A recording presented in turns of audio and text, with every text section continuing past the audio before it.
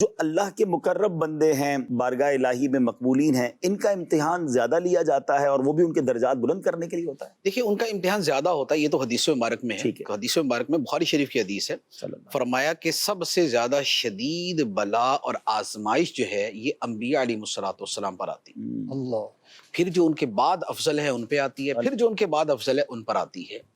اور اس کے پیچھے جو بہت ساری حکمتیں ہیں، اس میں ایک بہت بڑی حکمت ان کے درجات کی بلندی بھی ہوتا ہے سبحان اللہ، کہ ان انبیاء علیہ السلام تو معصوم ہے، تو لہذا وہاں پر گناہوں کی معافی کا تو معاملہ نہیں ہے، تو ان کے درجات بلند ہوتے ہیں۔ دوسرے نمبر پہ یہ ہوتا ہے کہ انبیاء علیہ السلام اپنی اپنی امت کے لیے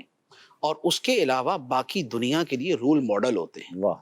اور ان کا عمل جو ہے وہ بقیہ سب کے لیے ایک نمونہ بنتا ہے کہ ایسا اگر کوئی وقوع ہوگا اور ایسی صورتحال پیش آئے گی تو ہمارا طرز عمل کیا ہونا چاہیے۔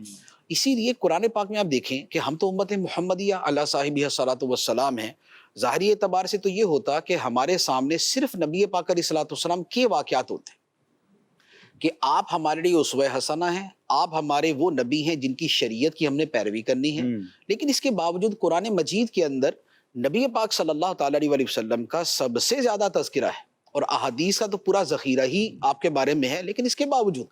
انبیاء علیہ الصلوۃ والسلام کی جو سیرت مبارکہ ہے وہ اتنی کثرت کے ساتھ جو بیان کی گئی ہے، وہ کیا ہے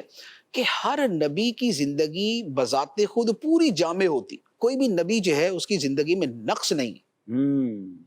لیکن ان کی زندگی کا کوئی ایک کمال جو ہے وہ غالب اور نمایاں طور پہ ہمارے سامنے رکھا گیا۔ یہ قرآن پاک کا اسلوب ہے۔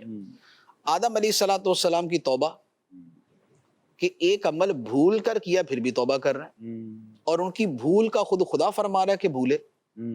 اور بھولنے کے اوپر گناہ نہیں ہوتا جو حقیقی گناہ جسے کہا جاتا ہے، لیکن پھر بھی انہوں نے توبہ کی، پھر بھی گریہ وزاری کی، پھر بھی کہا ربنا ظلمنا انفسنا، اے اللہ ہم سے ہماری جانوں پہ زیادتی ہوگی۔ یہ نہیں کہ یا اللہ یاد ہی نہیں رہا تو گناہ کس بات کا، نہیں، یا اللہ ہم سے زیادہ ہمارے، تو یہ کیا ہے کہ عاجزی کا درس، خدا کی بارگاہ میں جھکنے کا درس، اور انانیت کو اصلاً جو ہے نا وہ ختم کر کے رکھنے کا درس،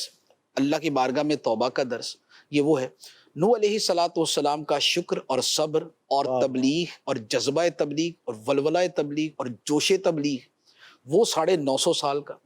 ابراہیم علیہ الصلوۃ والسلام کی قربانیاں اور پیغام توحید کا پھیلانا، بتوں سے نفرت اور اپنی قربانیاں پیش کرنا، حضرت اسماعیل علیہ الصلوۃ والسلام کی اپنی قربانی کا پیش ہونا، ان کا صادق الوعد ہونا۔ اچھا، اس کے بعد پھر حضرت